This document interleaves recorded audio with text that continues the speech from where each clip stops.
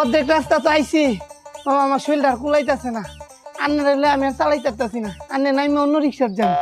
ওই মিয়া, এটা কি বলছো তুমি? অর্ধেক রাস্তা নামাই দিবে, এখন আমি রিক্সা পাবো কোথায়? স্যার এই যাই পড়ছি ওড়েন।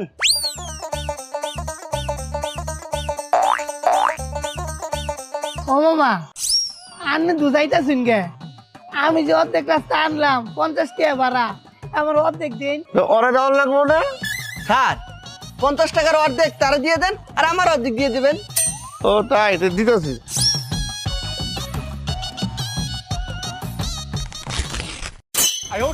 এলো তোমার অর্ধেক, এলো তোমার অর্ধেক।